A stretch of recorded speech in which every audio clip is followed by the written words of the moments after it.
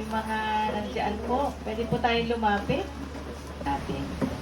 Ngayon, kung gusto ninyong makita si nanay doon sa langit, simple lang po ang gagawin ninyo. Kung kayo po ay hindi pa lumalapit sa Diyos at humihingi ng tawad sa Kanya, ito na yung pagkakataon. Bigyan natin ng importansya, bigyan natin ng pagkakataon. Dahil si nanay, yun ang panalangin niya sa lahat ng kanyang mga amiga, sa lahat ng mga mahal niya sa buhay, sa lahat ng mga apo niya. Wala siyang panalangin kung hindi lahat po kayo ay makakilala sa Diyos. Lahat po kayo ay magkaroon ng personal na relasyon sa Diyos upang sa ganon, pagdating man ng panahon, tayong lahat ay magkakaroon ng reunion doon sa langit. Amen? Amen. So ano ang dapat nating gawin? Ang sabi sa Acts, believe in the Lord Jesus Christ. Maniwala, manampalataya tayo sa Panginoong Hesukristo. Ipagkatiwala natin ang ating buhay sa Kanya upang tayo ay maligtas. Kung tayo man ay hindi pa nakakasiguro na tayo ay mayroong personal na relationship sa Diyos, ito na yung pagkakataon. Marahil hindi aksidente na narito kayo o hindi nangyari yung mayroong kabuluhan ng kamatayan ni Nanay Virgie. Kung sakaling ilapit ninyo ang iyong sarili sa Panginoon, masaya siya at nakangiti na sasalubungin tayo pag dumating man ang panahon na tayo kukunin ng Diyos. Amen? Amen. So tayo pong lahat ay tumayo.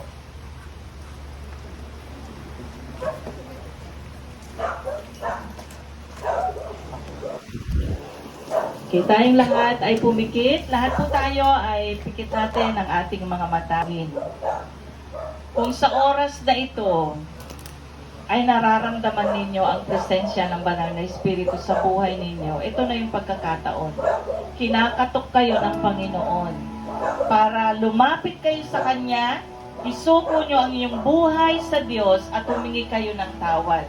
Sa ganung kaparaanan, sabi ng Panginoon, siya lamang ang tanging daan, katotohanan at buhay.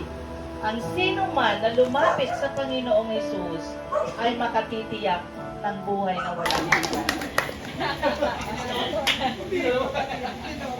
Ito po yung kapatid. Sige po.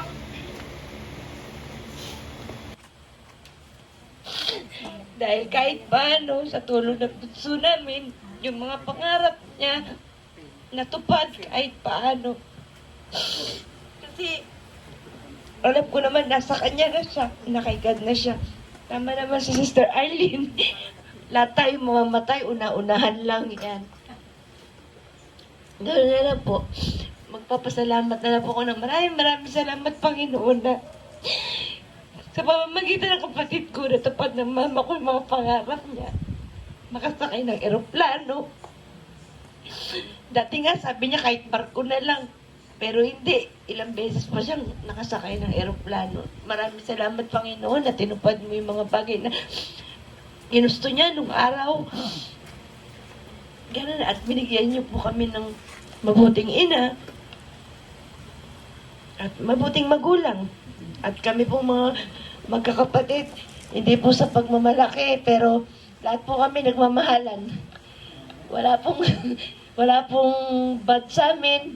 Lahat nagbibigayan. Yun lang po. Maraming po salamat, Panginoon. Amen. Salamat po, ate. Kayo po ang panganay. Magandang gabi po sa inyong lahat hapon. Salamat po sa time na nandito po kayo para ipagdiwang natin yung nanay namin.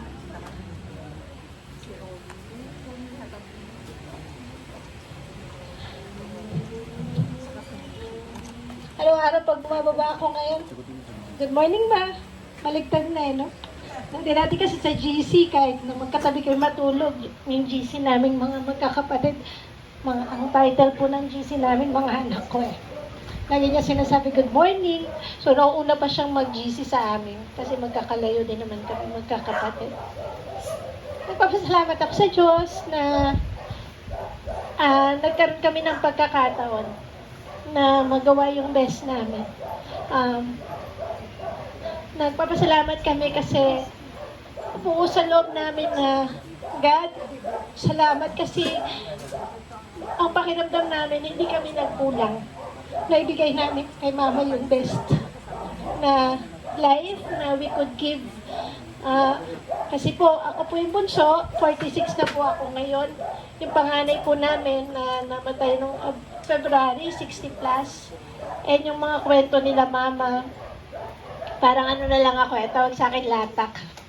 Pero nagpapasalamat ako kasi ako yung bunso Kasi hindi ko naranasan yung mas naranasan ng mga kapatid ko. Nung unang time na nagta-trial and error pa sila mama at sila papa sa mga anak. Sa akin parang, hindi ito working. So, kila bunso, dapat ganito na yung paraan ng pagpapalaki. And nagpapasalamat kami kasi si mama po yung resilience, nandun siya. Para sa kalaman ng lahat, si Papa po kasi stroke siya since 1993 to 2002. Na-realize ko, kung ganun ako mag-alaga, ako kasi talaga wala po akong pasensya pero siguro talagang mahal nila ang isa't isa, knowing na si Papa po, stroke po siya for 9 years plus, bago po siya tuluyang ma-comatose for 2 months. Nakita namin sa nanay namin, siguro po yun yung paraan din namin para mag-give back sa parents namin. Kasi hindi namin nakitaan si mama na pagod na ako sa tatay niyo, ayoko na. Wala po siyang reklamong ganon. Sabi niya, minsan napapagod pero hindi nagsasawa kasi tao lang. So yun po yung nakita din namin na sa sarili namin na minsan po talagang napapagod pero hindi nagsasawa kasi nandun talaga yung love. And marami pa kaming mga alaala kay Mama, of course. Samot-sari nga po yung emotion pero natutuwa kami kasi sineselebrate natin yung buhay ni Mama. And ito yung time na talagang naalaala namin yung mga bagay na maliliit pero malalaking bagay pala, sabi nga nung pamangkin ko nung nakaraan. And salamat po sa inyong lahat kasi ito po yung patotoo na kapag nasa tamang landas ka, kahit nasa mundo ka ngayon, you can still live the life to the full.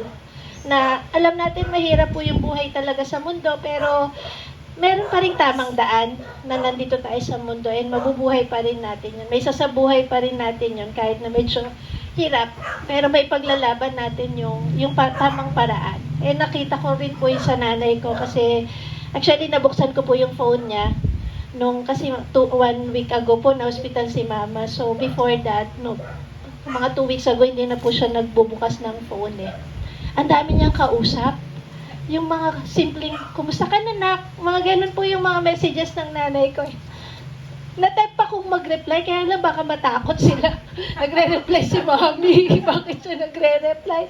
Pero ang dami po niyang kausap, talo pa niya talaga ako sa messenger. So, ayun, parang yun po yung mga patotoo na nilive ng nanay ko yung kahit na simpleng paraan, hindi man physical, meron pa rin silang chance na mag-messages. So, ayun lang po, and salamat, muli salamat, and salamat sa Diyos na meron tayong ganitong pagkakataon. Thank you po. Tama Lola, dahil Lola na siya ng mga aming mga anak, so diniktuhan lang namin ng Lola. So Mama sa amin, Lola sa kanila, so Mama Lola ang tawag talaga namin sa kanila.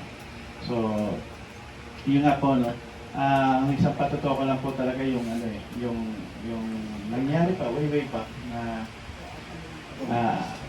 hindi ko masabing ako yung pasaway, pero dumating kasi sa punto na nagkaroon ako ng personal na problema na kailangan ko talagang iwan ang pamilya, ang buong pamilya at sarili, sabihin natin.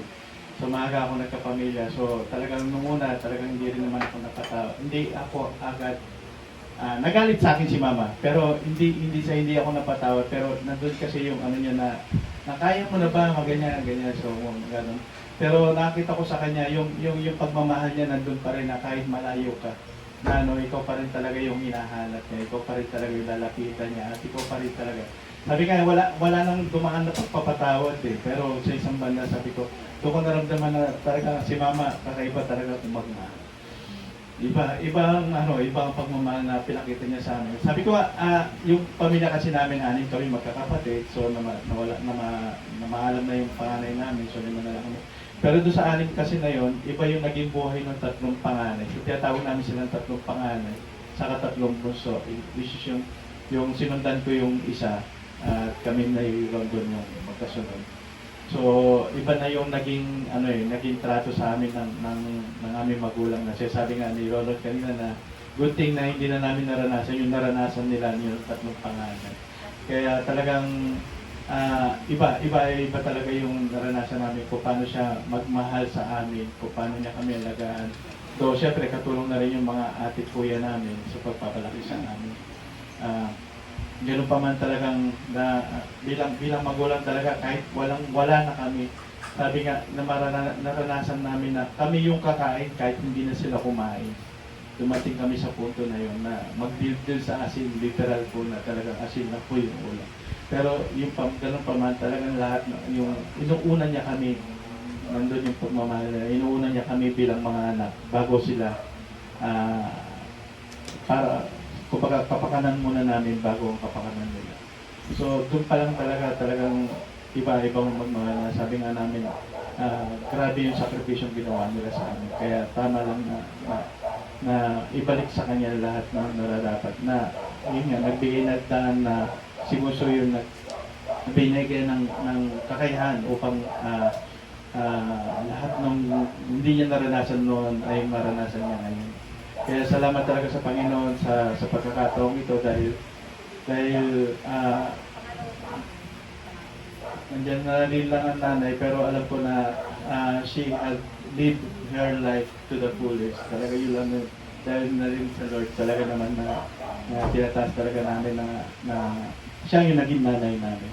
Tinataas talaga namin sa Lord. Salamat po, Kuya. Anim din pala kayo, ano po? Kami anim din po kami. Ako ang panganay. Kahit ano yung kasalanan ginawa ng anak mo? Panginoon siya kasi pumasaya siya ng malis. Masakit po talaga sa akin na nawala si Mama kasi nga kasi kami magkasama dyan, manood kami ng TV, usap-usap, ganun. Kumbaga siya na po kasi yung pangalawang nanay ko Kasi nawala na yung nanay ko, hindi ko man nakasama yung mama ko, pero nakasama ko si mama, si nanay. Masaya ako kasi nga may parang nabuo yung mama ko na andito pa rin yung mama ko kasama si nanay ko. Yun po, alam ko naman po na hindi na siya naghihirap ngayon. Kung saan na siya ngayon, sinasamahan niya pa rin kami. Yun lang po. Kayo po. Thank you, Sister Chris. Yung malugang. Sabi nga. Singapore. So, masyado po akong baw sa kanya. So, sa SG po, siya po yung universal mother ng lahat. Tapos, isa po ako dun sa nabigyan ng chance na makasama din si Mami kasi every time na may business trip dati si Ate Ron. Ako yung proxy. So, nagiging roommate kami ni Mami. So, kahit sa sometimes 2 weeks, 3 weeks, basta tuwing wala si Ate Ron sa SG, kami yung roommate ni Mami. So in a way, naramdaman ko kung paano siya as a mother. Nandun yung magpe-prepare siya sa'yo ng food, ng breakfast mo, tapos hanggang sa sinasaway na lang kami minsan ni Ate kasi nalilate ako lagi. Kasi hindi kami natatapos sa pagkikwentuhan. Si Mami Virgie din yung kapag may mga cancel spend time ako, hindi ako nasisipot siya yung lagi namang proxy.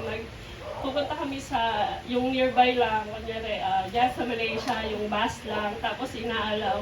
Grateful ako kay Ate Ron kasi sinishare niya talaga sa akin si Mami. So, minsan kami lang mag-overnight, tapos mag-spend time lang kami. So grateful ako na may mga ganun kaming chances, ate. Tapos, kahit umuwi na sila rito, 2021, yun, keep in touch pa rin kami ni Mami. So, isa ako dun sa laging kausap ni Mami.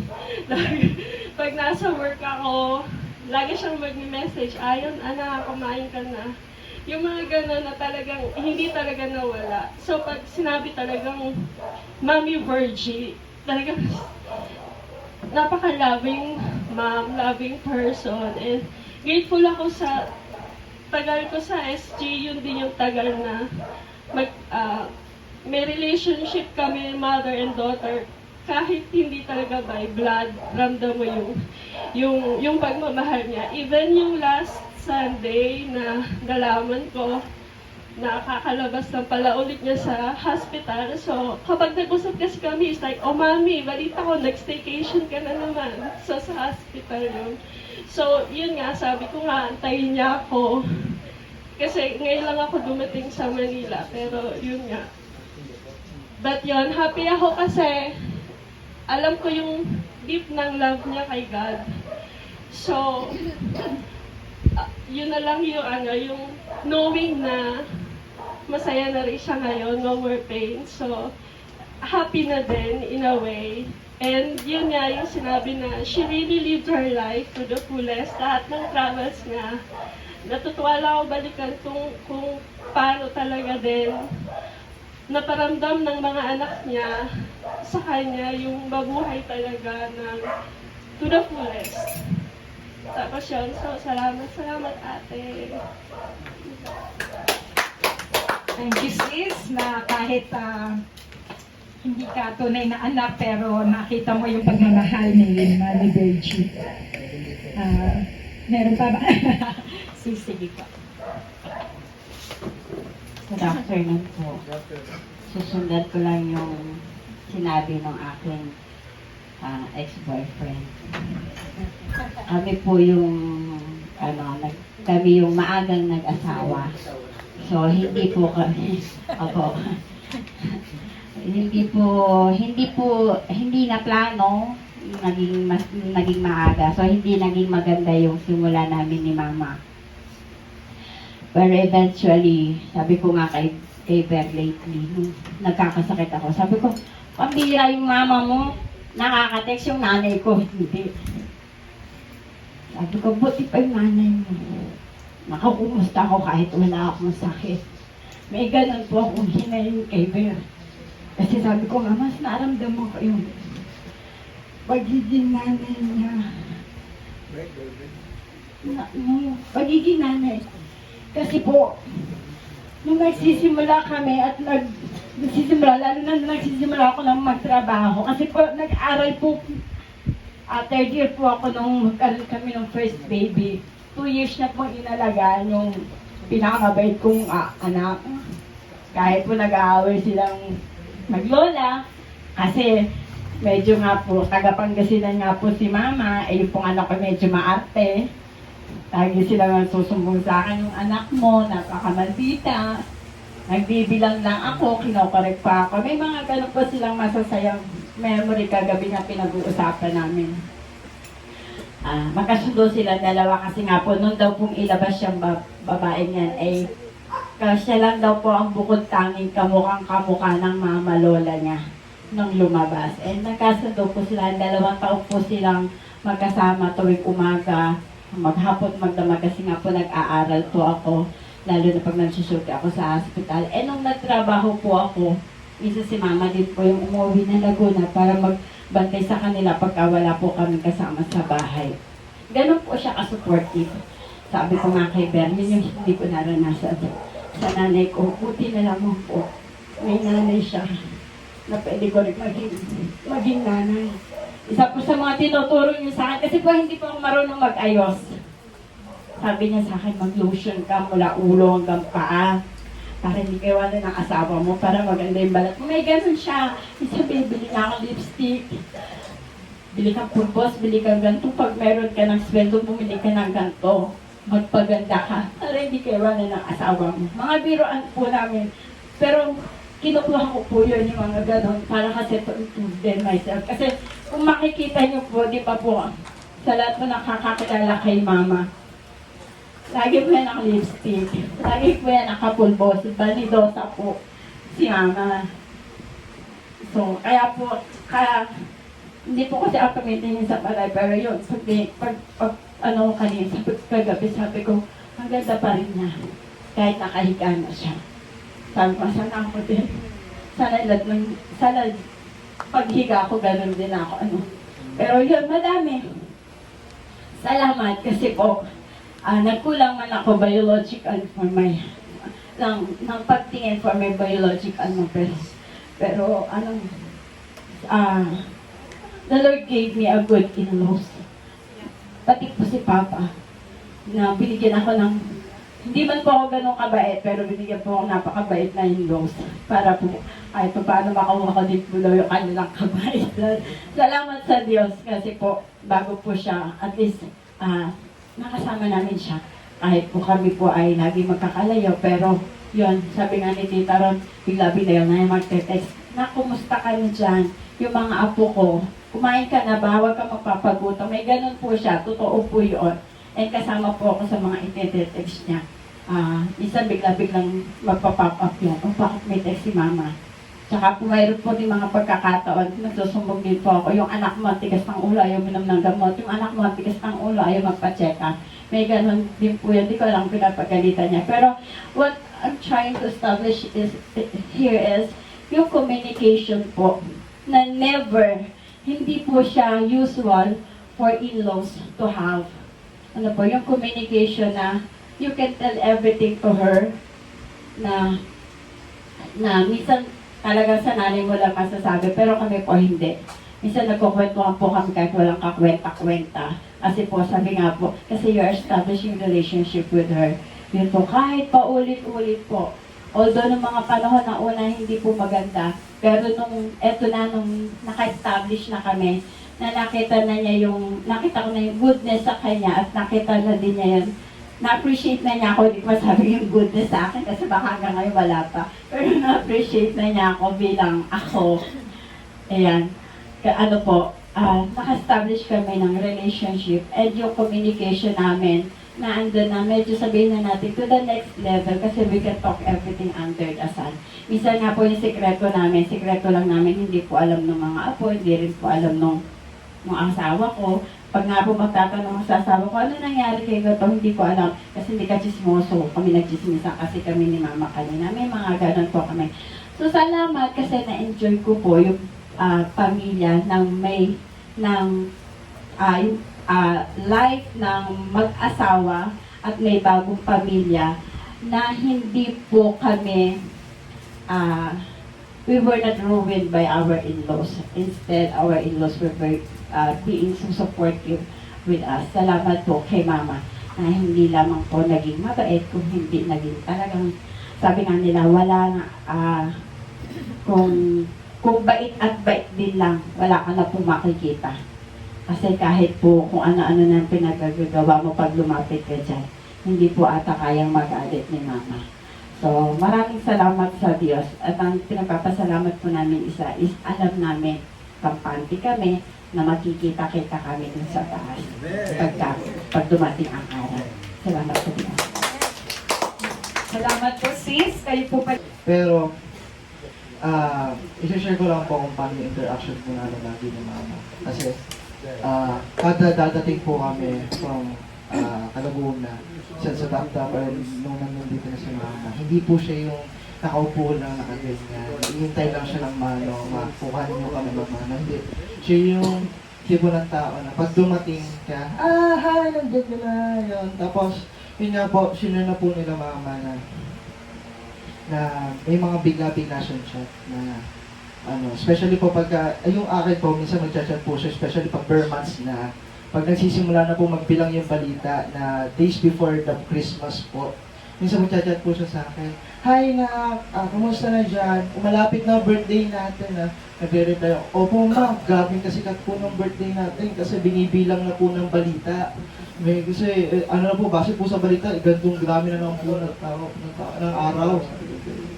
So, may ganun po siya, na bigla-bigla po, pinag-uusapan niya po namin ni Raymar na bigla-bigla na lang siya mag-chat, bigla-bigla mga and then, kahit yung simpleng chat lang niya na kamusta na, minsan parang ang happy ko na nakikita ko pa rin si Mama Lola. Na inaabangan ko yung panahon na, yung araw na pagpunta ulit namin ng Bulacan, pagpunta ulit namin dito, makita siya. Kasi, grabe nga po, yun nga po, sabi ni Mama, iba yung, iba yung alaga niya, iba yung niya, na pag nakikita namin siya na, kahit yung simpleng magkita lang po ulit kami ng umaga, yung, hi, good morning, gano'n siya. Kaya, praise God po, hindi po dahil, kundi dahil nakasama po namin siya sa panahong may mukhang na kami. Nakasama po namin siya sa panahong napaparanas namin po sa kanya yung pagmamahal namin sa kanya. Napaparamdam po namin yung pagmamahal namin sa kanya. And nagpapasalamat din po ako kasi siya po yung lola na lagi pong naandyan sa amin namin. So yun po. Salamat po. Yung relationship ko with Mama Lola. Pero mas malakas po. Hello. Ayun. Ako po yung isa sa mga apo ni Mama Lola. And dudugtungan ko lang bulat ng mga sinabi nila, lalo na ng mga manugang. Kasi ang hindi ko rin makakalimutan kay Mama, pagsama-sama po kami dito lahat. Lahat po kami, mga asawa ng mga tito, tita ko. Sasabihin niya, anak, pagsilbihan mo na yung asawa mo. Kunwari, sasabihin niya sa tito ko, kuha mo na ng pagkain, baka nagugutom na. Isip-isip ko, may paan naman siya sa tita or sa tito, may paan naman, kaya naman kumuha. Pero nag-aalala talaga siya sa mga manugang niya. Sobrang mahal niya yung mga anak niya, yung mga manugang niya, what more pa yung mga anak at apo niya. And yung lola ko po, saka yung tita ko, sila po yung tumayong magulang ko. Kasi since ako po yung panganay na apo, alam ko po na nung mga panahon na yun, walang-wala po talaga yung pamilya namin. Kaya yung mga tito ko po, yung apat na tito ko, tita ko, lahat po yan, natirhan ko po ng bahay. Nagsunsun po ako natira. Kasama si mama, si tita. Sabi ko nga sa asawa ko, kung wala si tita, saka si mama, baka nagtatrabaho ako kung saan. Sa bar singer. Pero hindi pa ako marunong kumanta. Ayun, kaya sobrang thankful ako sa lola ko sa tita ko. And, marami pa ako sanang plans eh. Nag-iipon lang ako kasi ang hirap kumita ng pera. Ang hirap. Hindi mo alam kung ano ipa-priority mo kapag may pamilya ka na. Tapos gusto mo pa makasama yung lola mo, tita mo, papa ko. Yung papa ko na namatay last February. Pero mabait si God kasi hindi kanya bibigyan ng sitwasyon na naniniwala ko, hindi niya tayo bibigyan ng sitwasyon na hindi natin kaya. And salamat po sa inyo, Pastora, sa mga nandito po, na-appreciate po namin yung oras nyo na nagpunta dito at pakikiramay po sa pamilya. Maraming po salamat. And sa Diyos po lahat ng pabulong. Amen. Praise God. Salamat po sa Panginoon. Salamat sa ating kaibigan ng pagkakas.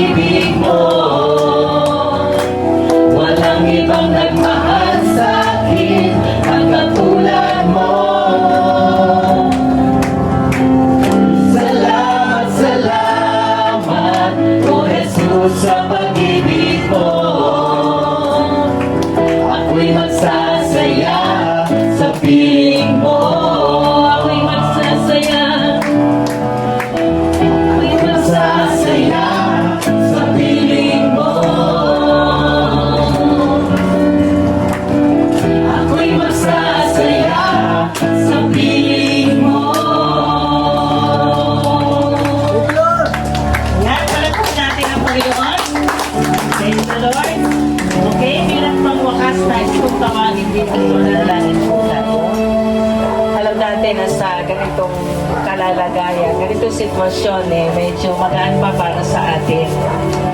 Sa ating kalooban, dahil sama-sama tayo, nag-aaliwan sa bawat isa, nandito ang mga kamag-anak, mga kaibigan.